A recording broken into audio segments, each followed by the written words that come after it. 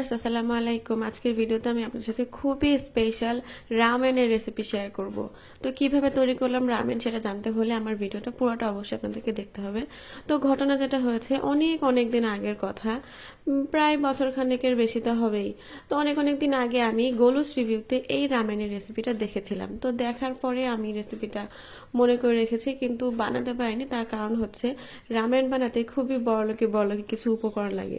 তো সেই উপকরণগুলো ম্যানেজ করতে কিছু টাকা পয়সাও লাগে। তো সব কিছু ম্যানেজ করার পরে আমি আজকে রামেনের রেসিপিটা ফাইনালি বানাবো। আর এই রামেনের রেসিপিটা বানানোর জন্য আমার বেশ কিছু উপকরণ লাগবে। আমি সব উপকরণগুলো হাতের কাছে গুছিয়ে নিয়েছি।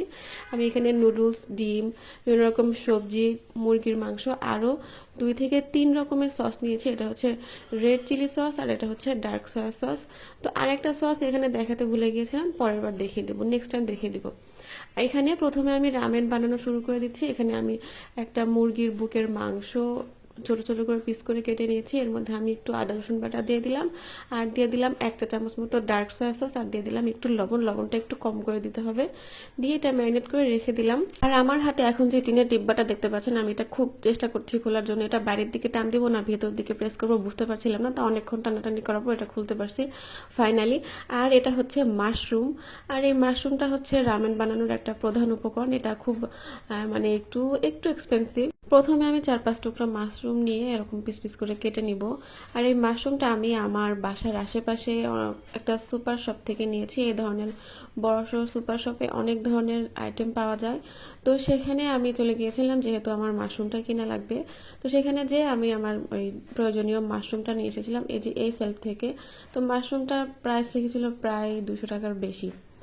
তো মাশরুমটা পিস পিস করে কেটে নেওয়ার পর আমি এবার রান্না করতে চলে যাবো। এখানে একটা প্যানে তেল গরম করতে দিয়েছি। তেল গরম করে মাশরুমগুলো একটু ভেজে নিতে হবে।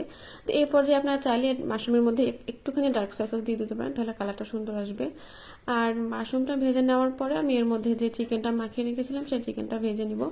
তো চিকেনটা খুব বেশি ভাজা যাবে না, বেশি ভাজলে আবার শক্ত হয়ে যাবে। ভাজার পরে এটাকে নামিয়ে রাখবো। নামিয়ে রাখার পরে আমি আমার রামেন বানানোর জন্য মূল রান্নাটা শুরু করবো। ওই একই প্যানে আমি আবার একটু তেল দিয়ে দিলাম, দিয়ে এর মধ্যে একটু দিয়ে দিলাম আদা কুচি আর রসুন কুচি। পেঁয়াজ কুচি চালিয়ে দিতে পারেন, কিন্তু আমার ছেলে বলেছে তুমি যদি পেঁয়াজ কুচি দাও তাহলে আমি আজকে রামেন খাবো না। তো সেই জন্য আমি আর পেঁয়াজ কুচিটা দিই নাই। রসুনগুলো হালকা ভাজা ভাজা হয়ে আসলে এর মধ্যে দিয়ে দিতে হবে 4 কাপ পরিমাণে পানি। যেহেতু আমি 4 জনের জন্য আজকে বানাচ্ছি, তাই 4 কাপ পরিমাণ পানি দিয়ে দিব। তো পানি দেওয়ার পরে এর মধ্যে দিয়ে দিতে হবে চিকেন স্টক। এই ছোট্ট প্যাকেটটা আপনারা এতক্ষণ ভিডিওতে দেখতে পাচ্ছেন, এটা হচ্ছে চিকেন স্টক। এটা যে কোনো মুদিখানার দোকানে ইজিলি পাওয়া যায়। এখানে 2 পিস চিকেন স্টক থাকে, 2 পিসের দাম নিয়েছে 50 টাকা। তো এই চিকেন স্টকটা অবশ্যই রামেনের মধ্যে দিতে হবে, তা না হলে খুব সুন্দর ফ্লেভারটা আসবে না। তো এখন এই চিকেন স্টকটা আমি হাত দিয়ে হালকা ভেঙে এই পানির মধ্যে মিক্সড করে দিব। আমি আগেই বলেছিলাম একটু বড়লোকি রেসিপি, এই রেসিপিটা বানানোর জন্য একটু দামি দামি উপকরণের প্রয়োজন। তো এই যে চিকেন স্টকটা পানির মধ্যে দিয়ে আমি মিক্স করে ফেললাম। আর এখন এর মধ্যে দিয়ে দেবো আমি 1 চা চামচ পরিমাণ ডার্ক সয়া সস। অবশ্যই ডার্ক সয়া সসটা ইউজ করতে হবে, তা না হলে রামেনের স্যুপের সুন্দর কালারটা আসবে না। আর এখন আমি যে সসটার কথা বলেছিলাম, যেটা দেখাতে ভুলে গেছি সেটা দেখাবো এখন। এটা হচ্ছে ফিশ সস। এই ফিশ সসটাও রামেনের মধ্যে এটা না দিলেও চলবে, কিন্তু দিতে পারলে ভালো। এই যে হচ্ছে এটা হচ্ছে সেই ফিশ সস। আর এখন দিয়ে দিচ্ছি চিলি সস। এই রামেন বানানোর জন্য ডার্ক সস, চিলি সস আর ফিশ সস, এই 3টা ধরনের সস লাগে। তো এই 3 ধরনের সস যদি আপনারা কিনে বাসার মধ্যে রেখে দেন, এরা বছরের পর বছর আপনাকে সার্ভিস দিয়ে যাবে, যেহেতু এই ধরনের সস যে কোনো চাইনিজ রেসিপি বানানোর জন্য লাগে। তো এর মধ্যে প্রথমে আমি দিয়ে দিয়েছিলাম 1 চা চামচ পরিমাণ চিনি, আর এখন দিয়ে দিচ্ছি একটু লবণ। সব উপকরণগুলো দিয়ে এই স্যুপটাকে 5 থেকে 6 মিনিট ফুটাতে হবে। ফুটানো হলে এটা রেডি হয়ে যাবে। আর এখন এর মধ্যে দিয়ে দেবো 2 প্যাকেট ম্যাগি নুডলস। আর মশলাগুলো দেবো না, এই মশলাগুলো আপনারা চাইলে আমি আগের দিন যে স্যুপের রেসিপিটা দেখিয়েছিলাম তার মধ্যে ইউজ করে ফেলতে পারেন। আর ম্যাগি নুডলসটা যেহেতু খুব ইজিলি অ্যাভেলেবেল, তাই আমি গোলস রিভিউ থেকে দেখে ম্যাগি নুডলসটা দিয়ে এই নুডলসটা দিয়ে রামেনটা বানাচ্ছি। আর দেখতে পাচ্ছেন 2 মিনিট সেদ্ধ করার পরে আমার নুডলসটা রেডি হয়ে গিয়েছে। এখন আমি রামেন বানানো শুরু করব। আমি সব উপকরণগুলো হাতের কাছে গুছিয়ে নিয়েছি। আর এখন হচ্ছে ডেকোরেশনের পালা। ডেকোরেশনের জন্য আমি একটা বড়সড় বাটির মধ্যে কতগুলো নুডলস দিয়ে দিলাম। ফার্স্টে নুডলস দেওয়ার পরে নুডলসের ভিতরে যে ডালগুলো ছিল সেই ডালগুলো ডাল তোলা চামচ দিয়ে কতখানি দিয়ে দিলাম। খুব বেশি ডাল দেওয়া যাবে না, একটু সমান সমান দিলেই হবে। তো ডাল দেওয়া হয়ে গেলে তারপরে আমি এর মধ্যে যেই বড়লোকি মাশরুমগুলো রেখেছিলাম সেই মাশরুমগুলো প্রথমে দিয়ে দিলাম, তারপরে দিয়ে দিতে হবে হচ্ছে যে ভেজে রাখা চিকেনগুলো। এখন ডেকোরেশনটা নিজের পছন্দ মতো যে যেমন পছন্দ করেন তেমন করে ডেকোরেশন করে নেবেন। তারপর আমি এর মধ্যে দিয়ে দিব একটু গাজর। আমি গাজরগুলো লম্বা লম্বা করে কেটে নিয়েছি যাতে দেখতে সুন্দর লাগে। তো মেনলি দেখে দেখে করছি, যেটা যেমন যেমন দেখেছি তেমন তেমন করে করছি। এরপর আমি এর মধ্যে দিয়ে দিব একটু পেঁয়াজ পাতা বা একটু স্টাইল করে যদি বলেন এটা স্প্রিং অনিয়ন।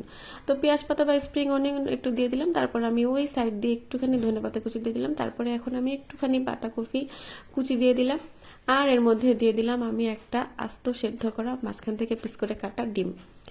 আর এগুলো দেওয়ার পরে একটু শুকনো শুকনো লাগছিল, তার জন্য আমি উপর দিয়ে আবার একটু ডাল দিয়ে দিলাম।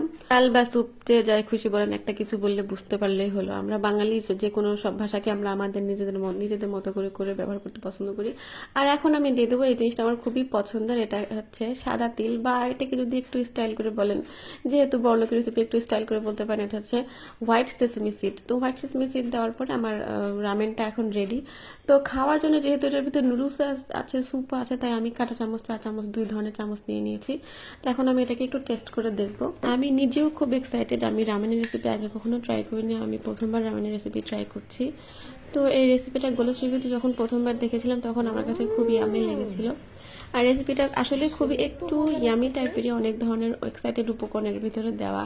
তারপরে রেসিপিটা দেখতে যেমন সুন্দর, খেতেও তেমন টেস্টি।